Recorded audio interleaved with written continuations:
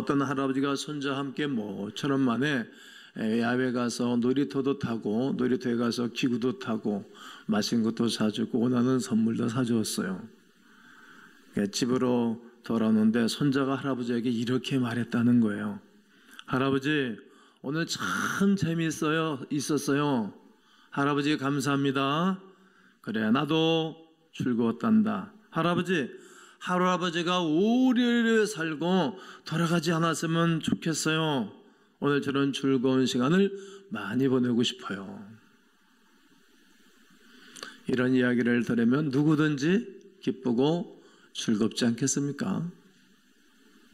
할아버지도 할머니도. 성도 여러분, 마찬가지로 우리도 하나님, 내가 주님을 믿습니다, 이렇게 고백하는 고백도 하나님은 기뻐하시긴 합니다.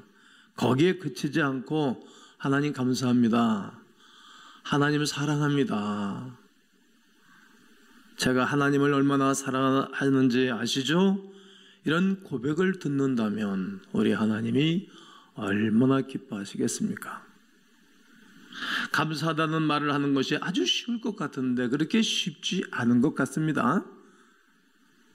세상은 감사가 사라지고 원망과 불평이 가득한 곳으로 변해가고 있습니다. 국가 정부를 향해서도 감사하는 소리 들립니까? 정치인들끼리 서로 야당에서 감사하다고 여당에서 감사하다고 그런 말 한 번도 한 적도 없고 들은 적도 없지 않습니까?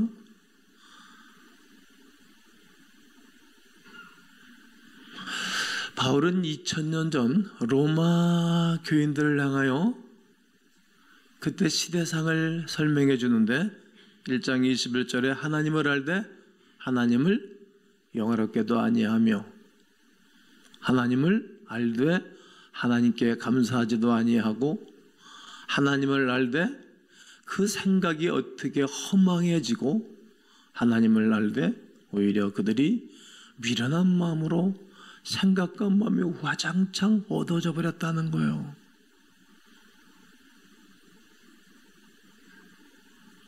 하나님을 알되 하나님을 영화롭게 하지 아니하고 감사하지 아니하고 생각이 허망해지고 완전히 마음이 생각이 어두워져 그늘 가운데 있다는 말입니다. 그것이 2000년 전의 시대상이었습니다. 그런데 오늘 우리가 살고 있는 이 시대는 좀 달라졌을까요? 우리 시대도 마찬가지 아닙니까? 오히려 감사라는 단어에 아예 잊어버리고 살지는 않습니까? 제가 어느 단체 가서 설교할 기회가 줘서 설교를 묵상하고 준비하고 있는데 너무 그렇게들 하지 마시오. 그러다가 대한민국 사람들 다 떠날 수도 있어. 영국이 하나님의 은혜로 큰 은혜와 복을 받고 잘 살 때 정치인들이 너무 괴롭혔어요. 너무 이상하게 정치했어요. 그래서 그들이 정든 땅, 정든 옥탑, 공장, 회사 다 내동저 치고 가져라 니들. 그리고 다 피루탄들이 제대로 하나님을 섬기고 좋은 나라 세워보면 어떨까요? 그리고 미국 땅이라는 나라를 개척해서 오늘 최첨단의 미국 나라 만든 거 아닙니까? 너무 괴롭히면 못 써요. 백성이 있는 것을 감사해야 되고 기업이 있는 것을 감사해야 되고 모든 기국에 있는 것에 대하여 감사해야 되지 않겠어요? 귀를 기울여 들어보십시오. 가정에서 감사라는 말을 들어보실 수 있습니까? 가정에서 말했습니다. 지난주부터 저는 풍년에 협주고 일하는 종설교 주제를 가지고 지난주에는 감사의 서문, 서곡을 말씀을 드렸어요. 히스기야의 삶을 뒤돌아보면서 회개함으로 먼저 감사를 회복하면 어떨까요? 이런 메시지를 전해드렸습니다. 은혜를 만극하며 살아가면 문제와 시험, 광야에 서게 될 때 어떻게 합니까? 평상시에 좋고 환경 좋을 때도 감사를 잃고 살아가는 사람이 큰 문제와 낭패를 당하면 자살하지. 이상한 행동하지 않겠습니까? 그것이 무엇입니까? 하나님께 우선순위는 하나님 앞에 나아오고 하나님 앞에 기도하는 거라고 말씀을 드렸어요. 하나님께 아뢰지 않고 기도하지 않으니 죄를 늘 짓고 사는 겁니다.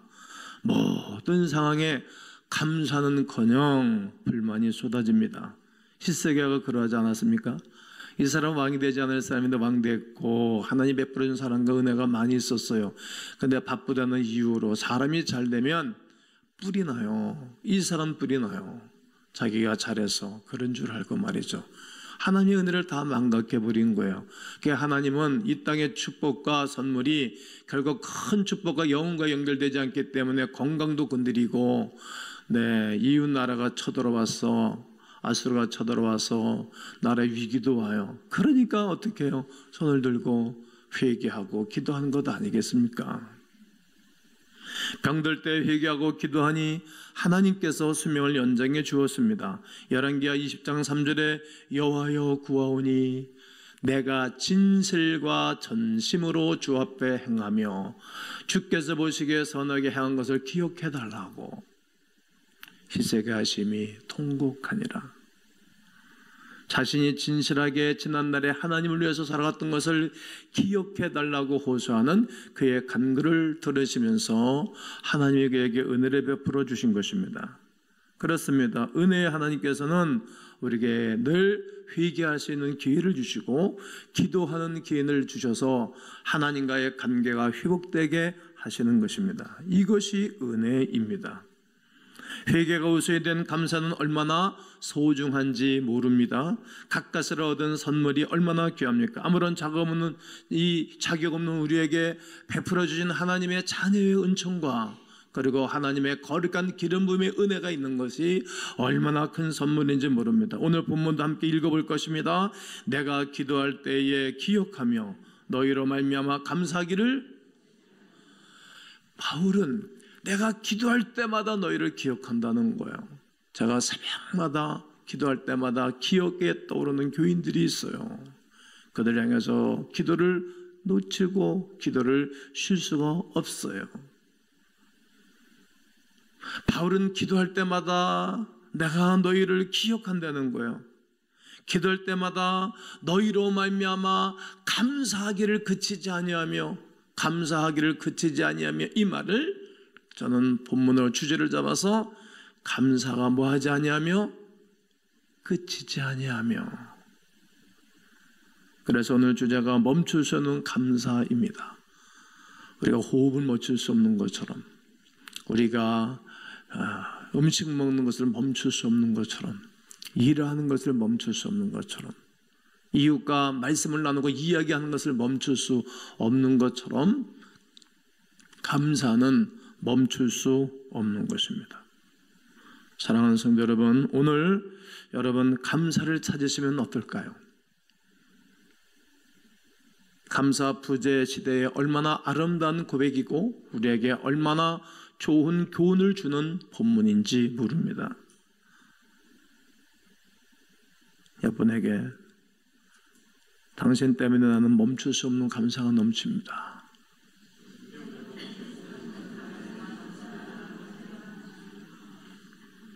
늘 기도 제목을 안겨주고 근심을 안겨주는 사람이 아니라 때문에 감사하는 거예요.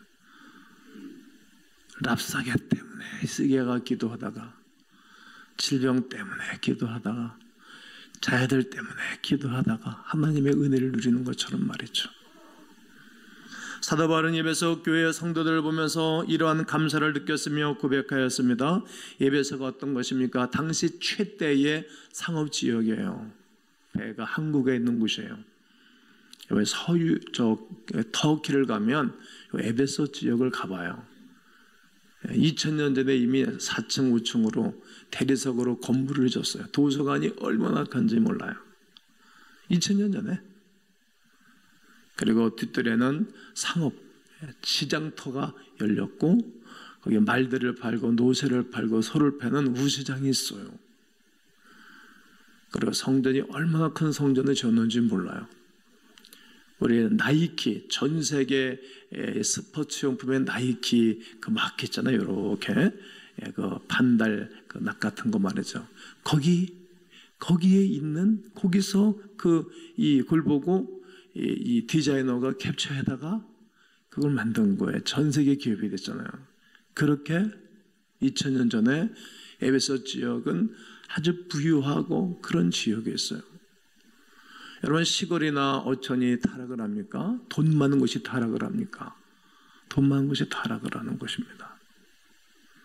당대 최고의 상업 교통 중심지, 철학과 문화와 예술의 도시, 아데미 우상 숭배의 본거지, 바울이 선교여행을 방해했던 아데미 숭배자들의 소동이 있었던 곳이기도 합니다. 그런 곳에 바울은 브리스글라 아굴라를 남겨두고 거기에 목회를 하도록 했고, 그리고 디모데를 통해서 에베소 교인들을 양육하고 훈련하도록 했어요. 디모데는 제일 나이가 어려웠던 제자인데 마음도 좀 소심하고, 그래서 막 그 거센 사람들과 함께 목회하고 이끌어가면서 위가 망가져가지고 아마 위험이 있었을 거다, 이렇게들 표현해요. 너무 힘드니까, 감당하기 어려우니까. 감당하기 어려운 사람들을 어린 나이에 목회하기가 얼마나 어려웠겠어요. 이렇게 어려운 지역이었어요. 이렇게 신앙생활에 장애물이 아주 많았던 곳이 에베소 교회입니다. 사람도, 문화도, 환경도 말입니다. 그러나 바울이 디모데를 보낸 편지를 보면 에베소 교회가 지속적으로 잘 성장하고 있는 것을 볼 수가 있어요. 바로 누구 때문에? 에베소 성도들, 에베소에 훈련되어 있는 성도들 때문에. 그런 악조건과 어려운 조건 속에서 에베소 교회는 날마다 부흥을 했던 것입니다. 사도 바울은 그러한 도시에서 변함없이 믿음을 지키는 성도들, 또 교회를 지키는 성도들 향해서 자기는 이 감사를 멈출 수 없노라고 외치는 것입니다. 13절과 14절을 읽어볼 겁니다. 그 안에서 너희도 진리의 말씀, 곧 너희의 구원의 복음을 듣고 그 안에서 또한 믿어 약속의 성령으로 인치심을 받았으니 이는 우리 기업의 보증이 되사 그 얻으신 것을 속량하시고 그의 명령을 찬송하게 하랴, 그의 영광을 찬송하게 하려 하십니다. 사도 바울은 세속적인 도시에 살고 있는 에베소의 성도를 향해서 그리스도 안에서 신실한 성도가 있구나, 그래서 감사한 거예요. 그리스도 예수 안에서 신실한 성도들, 우리 교회 그리스도 안에서 신실한 교회 일꾼들이 있죠. 그런 분들 때문에 교회가 든든하고 흔들리지 않죠. 그런 성도들이 있어서 바울은 감사를 그칠 수 없고 에베소 교회를 향해서 기도를 쉴 수가 없다라고 말하는 겁니다. 하나님의 거룩한 백성이 되는 것은 사람의 뜻으로 되지 아니합니다. 하나님의 뜻으로 말미암아 그리스도 예수의 사도된 바울은 에베소에 있는 성도들과 그리스도 예수에 있는 신실한 자들에게 편지하는 것입니다. 무엇이 에베소 성도들을 그렇게 만든 것입니까? 바로 교회의 힘입니다. 따라해 보실까요? 교회의 힘. 네, 교회의 힘이 성도들을 주 안에서 신실한 성도로 만들어가는 거예요. 그리고 또 하나의 힘이 있어요. 하나님의 능력이에요. 신실한 성도들이 만들어져가는 것은 하나님의 능력이 임할 때 만들어져가지 세상 지식 갖고 안 돼요. 세상 지식은 하나님의 거룩한 백성의 영혼까지 들어갈 수가 없어요. 하나님의 능력인 거예요. 하나님의 능력은 성도를 성도답게 만든답니다. 그래서 바울은 에베소 성도를 향해서 더 신실한 성도가 되도록 기도하는 것을 보게 되어집니다. 어떻게 기도합니까? 첫째가 더욱 하나님을 알게 하시고, 17절에 있어요. 더욱 하나님을 알게 하시고. 하나님을 아는 것만큼 힘이잖아요. 왜 사람들은 항양조절해서 친구를 만나려고 그러죠? 여러분, 사람들이 그러잖아요. 잘된 사람들 이름을 들어가면서 내 친구야, 내 고향 선배야, 우리 동무냐, 우리 집안에 누구누구라고 이렇게 엮잖아요. 심 있는 사람은 잘 안다고. 그러나 이 땅에 있는 심은 한시적이에요. 한시적. 영구적이지 않잖아요. 그러나 하나님을 아는 것만큼 심해요. 영원한 것입니다. 기도하는 거예요. 두 번째, 마음의 문을 밖에서. 마음에 눈이 있습니까? 마음이 열려져야 된다는 거죠. 하나님의 아들 예수 그리스도를 바라보면 마음이 열려져요. 그리고 능력의 지극히 크심을 깨달아 하나님의 능력이 커요. 세상을 만드셨기에. 어제 제자대학 강의를 하면서 많은 사람들을 하나님께로 돌아오게 한 자는 하늘의 별처럼 빛난다고 다니엘서 12장 3절을 위우는 말씀이었어요. 하늘에 솟는 별이 얼마나, 지구보다 큰 별이 상상할 수 없도록 많은 거예요. 천문학자들은 몰라요. 정확하게 몰라요. 이것을 검색해 보세요. 7,000개 밑해 광년이라고 나오기도 하고, 광년이라는 표현은 말이죠, 숫자를 셀 수도 없는 숫자잖아요. 말하잖아요. 어느 노인에게, 학자에게 제자가 가지고 하늘에 큰 별이 몇 개입니까? 그러니까 할아버지가 92개 여보게. 그래서 92개라 그래요. 모르다는 거예요. 이렇게 엄청나게 많은 세상. 그렇다고 그 중에 하나, 많은 사람들이 하나님께로 돌아오게 한 자는 하늘의 별처럼 빛난다는 거예요. 그게 능력의 크심을 깨닫는 거예요. 한 사람이 온천하보다도 바꿀 수 없는 거예요. 내 생명을 지구하고 바꾸겠어? 난 못 바꾸겠어요. 영혼을 사랑하시는 하나님의 사랑이 담겨져 있는 것입니다. 교회는 더욱 하나님을 알게 하는 곳입니다. 교회는 우리 마음에 눈을 밝혀 소망을 보고 영광의 풍성함을 보게 하는 곳입니다. 교회는 하나님의 능력을 깨달아 그 하나님을 경외하게 하는 것입니다. 에베소 성도들의 신앙은 교회를 통하여 더욱 자라날 수 있었습니다. 철학자 에른스트 블로흐는 교회를 세상에 희망을 주는 공동체라고 했어요. 교회에 나와서 희망을 가진 사람들이 얼마나 많이 있는지 모릅니다. 신학자 헨리 나우에는 교회를 노예에서 해방될 소망으로, 암흑에서 해방될 빛으로, 죽음에서 해방될 생명으로, 부름받은 하나님의 사람들이 모이는 곳, 이렇게 말했습니다. 그들의 말처럼 아픔 대신 위로와 소망을, 상처 대신 치유와 나음을, 미움 대신 용서와 화해가 있는 것이 바로 교회입니다. 모든 사람들이 하나님을 찬양하며 영광스러운 임재를 경험하는 곳이고, 하늘문이 열리고 은혜의 물질이 흐르는 역사가 일어나도록 하는 것이 교회입니다. 교회를 통해서 수많은 사람들이 변화하고 삶의 목적을 찾고 인생의 가치를 발견한 분들이 수없이 많은 것입니다. 오늘날 성도들의 감사가 끊어진 이유는 무엇입니까? 교회가 안팎으로 공격을 당하기에 침륜에 빠져있기 때문이지요. 교회를 다니지 않는 소위 가난한 성도들이 늘어나고 있기 때문에 그래요. 믿음이 없는 사람들은 교회를 다니다가도 교회를 안 나가요. 가난이 얼마나 큰 축복이에요. 가난을 뒤집으면 뭐죠? 안 나가. 요즘은 안 나가 교인들이 많은 거예요. 어린 시절에 하나님을 섬기다가 이런저런 일 때문에 안 나가 하다가 인생의 밥그릇이 엎어지고 난 다음에 하나님께로 오게 되는 거예요. 그것이 하나님의 부르심이기도 해요. 콜링을 하시는 거예요. 그래도 역시 희망이 교회에 있습니다. 잘 오셨습니다. 이유가 무엇입니까? 바로 예수 그리스도의 몸으로 교회에 속한 여러분 때문입니다. 성도는 교회 내에서 진정한 삶의 신망을 발견한 사람들입니다. 주님의 몸된 교회 예수 그리스도의 은혜가 충만한 공동체가 없었다면 우리는 지금 이 자리에 서 있지 못할 것입니다. 최근 이 땅의 교회가 사회적 지탄의 중심에 서 있습니다. 사단의 공격이고 마지막 때의 교회가 당해내고 이겨내야 할 과제이기도 합니다. 그럼에도 불구하고 교회는 피할 수 없고 교회의 거룩한 사역을 포기할 수가 없는 것입니다.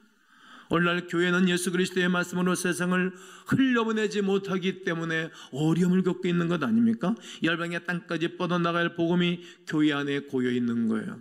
하나님 우리의 어려운 시절을 해결하시고 나의 말 한마디가 나의 삶이 약재료가 되어져서 그 약이 다른 사람에게 전달되면서 한국교회는 엄청난 부흥의 역사가 일어났어요.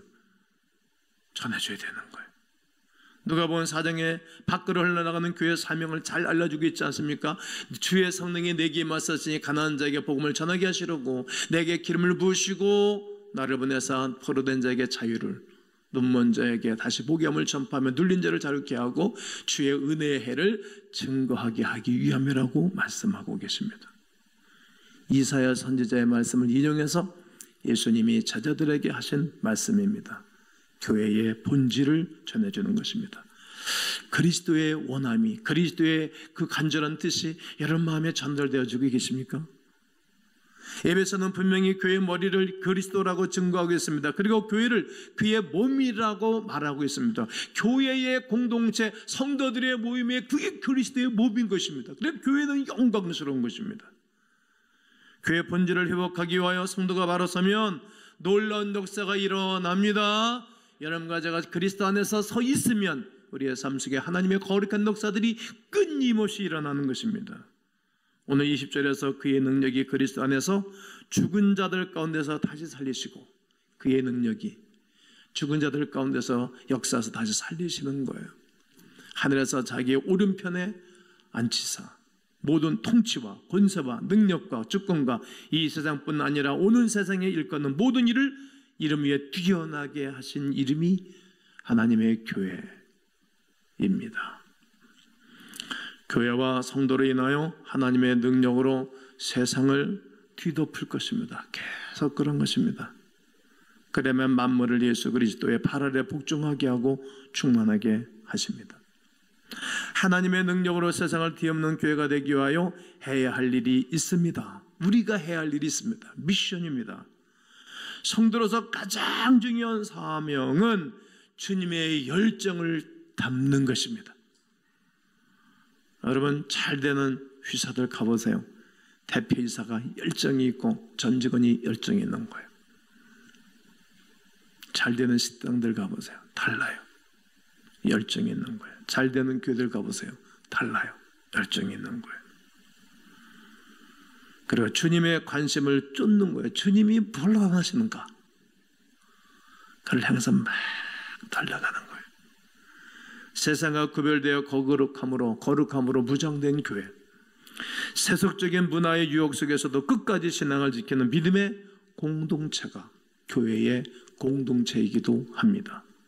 마치 에베소 성도들처럼 말입니다.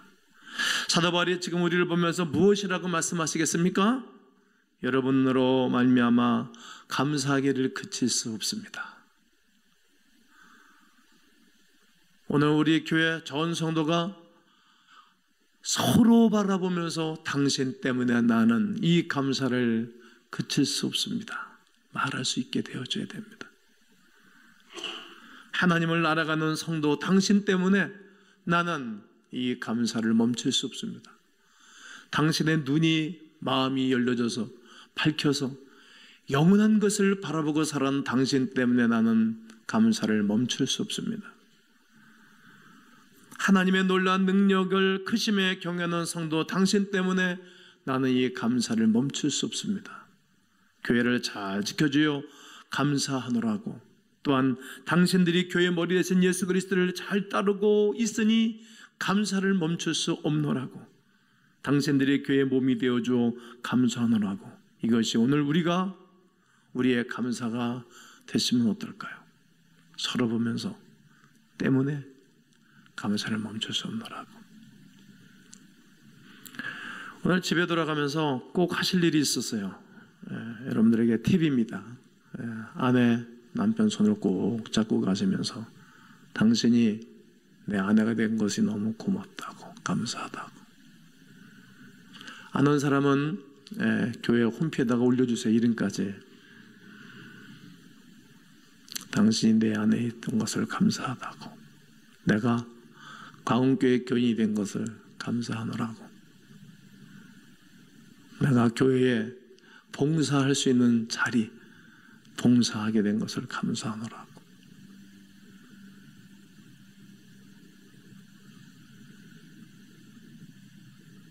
서로 공동체를 아름답게 세워가면서 우리가 멈출 수 없는 감사가 오늘 이 한 주간에 여러분 가운데 있고 다음 주 추수감사주일에 큰 감사의 영광 돌리는 은혜가 있기를 주 예수의 그리스도의 이름으로 축원합니다.